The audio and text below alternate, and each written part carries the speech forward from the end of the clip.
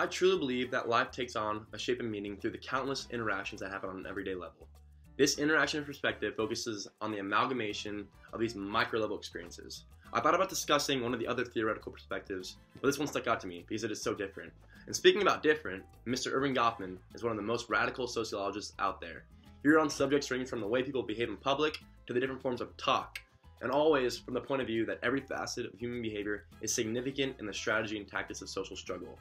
Mr. Goffman was born on June 11, 1922 in Alberta, Canada, to two Ukrainian Jews who had immigrated to Canada at the turn of the century.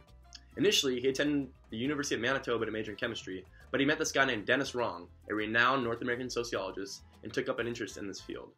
Their meeting motivated Goffman to leave the University of Manitoba and enroll at the University of Toronto, where he got his BA in sociology and anthropology. Later, he moved to the University of Chicago, where he got his master's and PhD in sociology. It was at this point where we start to see how his life circumstances impacted his development of this interactionist perspective.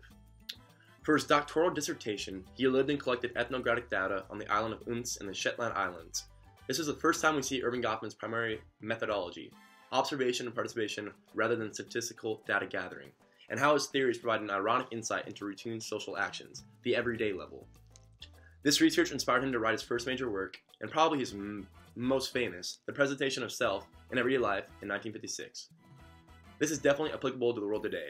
This symbolic interaction perspective, called the dramaturgical approach, sometimes referred to as a dramaturgical analysis, is defined as the study of social interaction in terms of theatrical performance. Goffman developed this idea that life is a never-ending play in which we, as people, are the actors. He believed that when we are born, we are thrust onto a stage called everyday life, and that our socialization consists of learning how to play our assigned roles from other people. We are the actors. We enact our roles in the company of others, who are in turn enacting their roles in interaction with us. It's like a mutually beneficial relationship. He believed that whatever we do, we are playing out some role on the stage of life. Goffman distinguished between the front stages and the back stages. During everyday life, we spend most of our lives on the front stage, where we get to deliver our lines of perform. A classroom lecture, a dining hall, and the gym are all front stages. Almost any place where we act in front of others is the front stage. At times, though, we're allowed to retreat to the back stages of life, kind of like where I am right now, in a private area where we don't have to act. I'm in my room. We can be our real selves. We can also practice and prepare for our return to the front stage. So you're probably wondering, how does this relate to real life? How is it applicable? Well, through impression management. This term was coined by Goffman, and it refers to our desire as humans to manipulate others' impressions of us on the front stage. According to Goffman, we use various mechanisms to present ourselves to others. The most commonly employed signs are the following: social setting, appearance, and manner of interacting. The social setting is a physical place where interaction occurs. How we arrange our spaces and what we put in them conveys a lot of information about us as an individual. A person who lives in a huge home with security guards, attack dogs, motion detectors conveys the message that he or she is very important and powerful. On the other hand, though, the owner of a house with a fence, lots of lights, and a welcome mat would seem much more inviting, but perhaps not as rich or powerful.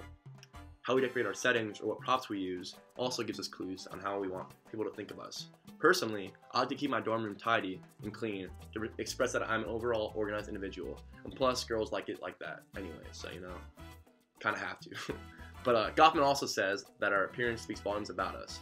People's first impressions are based almost exclusively on appearance. It's unfortunate, but it's what happens. That is why the clothing we wear, the appearance we have, and our race are so important to our overall social welfare today.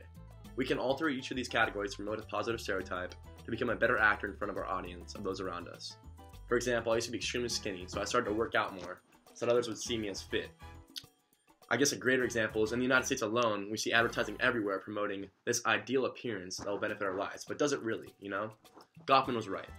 Lastly, the manner in which we interact with others, our gestures, facial expressions, and body language round out this front stage.